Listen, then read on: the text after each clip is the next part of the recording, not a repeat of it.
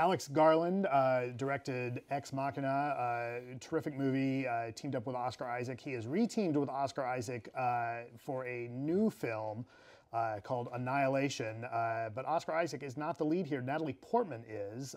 This is a pretty interesting film from Alex Garland, who is the screenwriter of 28 Days Later, and Sunshine, and Never Let Me Go, and even Dread. He wrote The Beach, which was then turned into the Danny Boyle film. But this is his latest sci-fi film. It's got a lot of interesting influences in it. We all have seen it. Christy, would you describe what happens in this film? I'll try.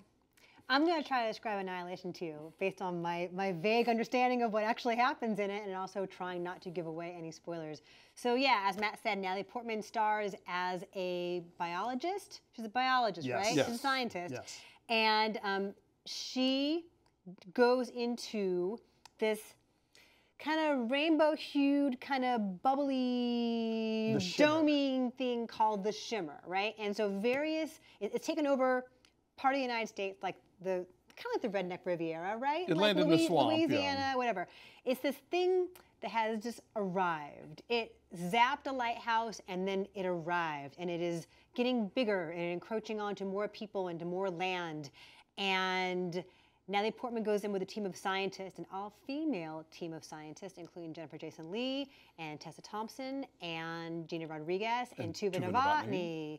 And they all have different roles, and they try to go in to find out what this thing is in order to stop it and then come back out again. A lot of folks have gone in and nobody comes out, and they try to figure it out, and so do we. Take a look. The boundary's getting bigger, it's expanding. We're talking cities, states. You need to know what's inside. So do I. It's beautiful. Check this out. It's like they're stuck in a continuous mutation. Anything interesting in there? No. Yeah, there's a little Arrival here. There's a little 2001. There's a lot of Mother, in that it gets nutty.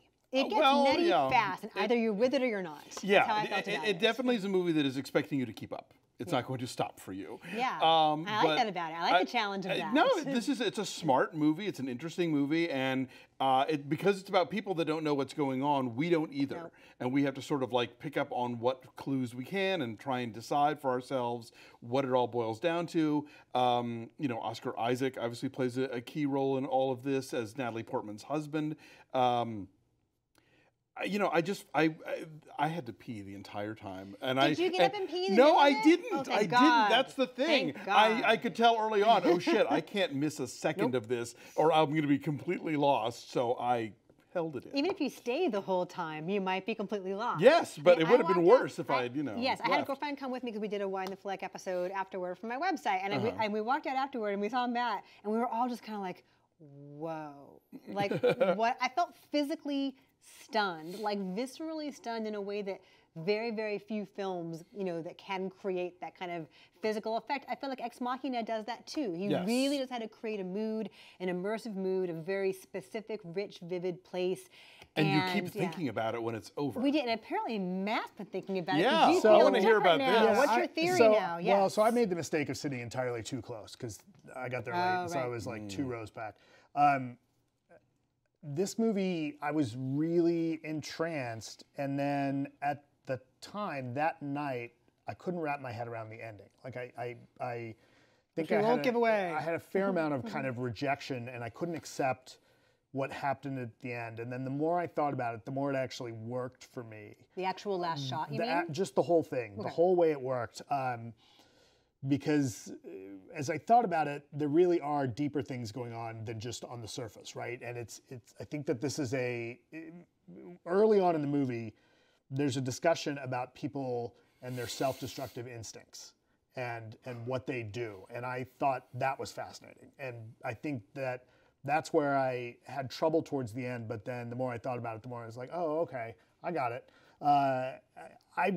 I love this movie, actually. You know, again, up until the end, I really loved it. And then that night, it was a little like, but the more I think about it, and this is what a great sci-fi movie does, is it really does make you continue to think. Now, for anyone who's read this book, it's series of books, right? Series of books, but this varies pretty significantly from the original source material. It's a little bit of a mystery. You know, you can see various influences in here. There's definitely some Lovecraft in here. There's definitely some John Carpenter. I think there's definitely some Cronenberg. But it's its own movie, and it's got, as you said, this fantastical view. And one of the things that you realize early on is that things that are within, you know, this movie covers kind of evolution of biology, and things start changing.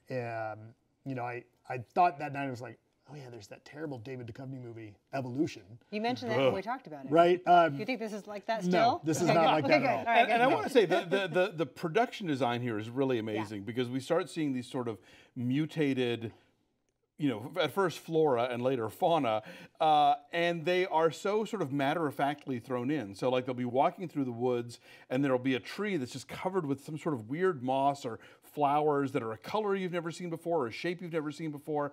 And it's just, it feels very organic and natural and, No pun you know, intended. yeah, it's not like the chocolate room in Willy Wonka where like the mushrooms are obviously all made of wood. Like all the fake plants in this movie look real and the fake animals seem real. And you know, the fact that they're inside this bubble where the outside of the shimmer, it looks like, have you ever seen somebody blow a giant soap bubble?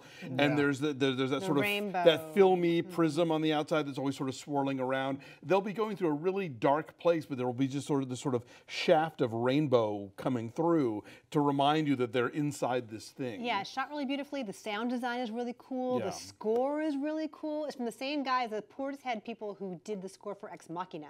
And so it begins life as sort of like a folky kind of acoustic guitar, and like slowly but surely, like as shit gets real, it gets more techno and kind of droning and all-encompassing. It's really cool. I think it is about the randomness of the universe because they have conversations about what does it want or does it want anything. And so often with like, and I'm not saying this is an alien invasion movie, I'm not saying that, but with any kind of sci-fi invasion movie, what do they want from us? There is a possibility here that the answer might be nothing. Yeah. And I like that about it. It opens a lot of conversations. Yeah. You cannot see it by yourself. And you have to bring a friend. And it is the Bechdel testiest movie. Everyone's so great. The women are all badasses. There's like 5 fascinating women in this expedition, and like they have other things to talk about. And they all get shit done. Right. And I appreciate that. What's interesting about it, one of the things that I found fascinating with this is that you've got 5 female characters who go on this mission, and it changes the energy of the way they interact with each other, right? If it was 5 dudes, you'd easily end up with something like Predator, right? Where the guys are all trying to out-tough each other, and like none of them can admit they're afraid. They would fit into types, certainly. Right. Yeah. This one wasn't like that, and I enjoyed that in this movie. And the other thing, and this is a measure of, I think, Garland having trust in his own material, is there's a sense of dread. There's a kind of, you know, you're curious, but also a little leery of what you're going to find out. But at no point do things appear on the screen that are unusual, and you get the like crazy music hit to make you jump, right? Yeah. It's just, it would be like, oh, that's interesting. That's, didn't think I'd see one of those today. It's very immersive, and you are along for the ride. I remember sitting there in my seat for 2 hours and not moving. I did not have to pee.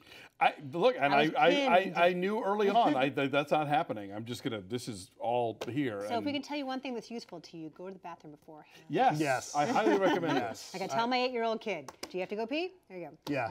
So scores on this one? Oh gosh. Okay, 8.7. I'll give it a 9. Yeah.